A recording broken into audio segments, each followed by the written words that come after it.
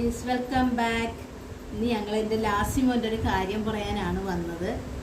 അവൻ്റെ കണ്ണിനൊരു ചെറിയൊരു ഇൻഫെക്ഷൻ പിടിപെട്ട് നേരം അവൻ്റെ കണ്ണിൽ ഇന്നലെ പോയൊരു മരുന്ന് വാങ്ങിച്ചായിരുന്നു. അപ്പോൾ ആ മരുന്ന് ഒഴിക്കുന്നത് എന്തായാലും ഇവനൊരു താരമാണ്.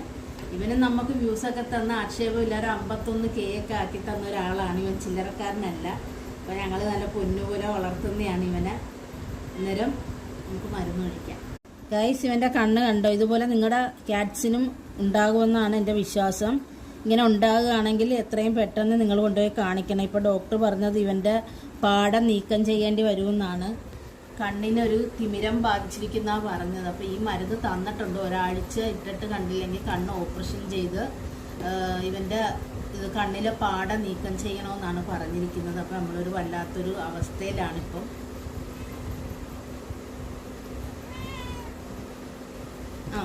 നമുക്കിത് മരുന്നൊഴിക്കാം. അതിൽ മരുന്നൊഴിക്കാം. ഇച്ചിരി ബുദ്ധിമുട്ടാണ് ആള്, കാരണം അങ്ങനെ അങ്ങ് ഇരുന്ന് തരത്തില്ല. കുറുമ്പനാണ്. അപ്പോൾ നമുക്ക്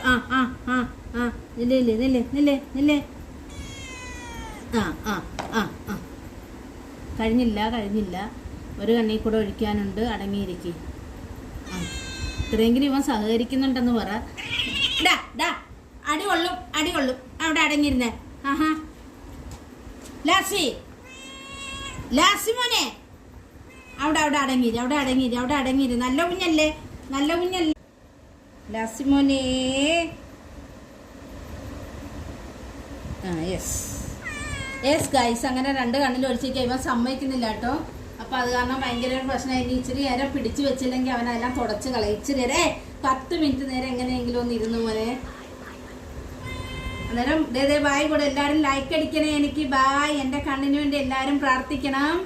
ഓക്കെ, എല്ലാവരുടെയും ദുആ ഉണ്ടാകണം കേട്ടോ. പെട്ടെന്ന് തന്നെ ഓപ്പറേഷൻ ചെയ്യാതെ പാടെ എന്തായാലും ഇവൻ്റെത് നീങ്ങി കിട്ടുമെന്നാണ് പറഞ്ഞിരിക്കുന്നത്. ഒരാഴ്ച കഴിഞ്ഞ് നോക്കാം. ബായ്.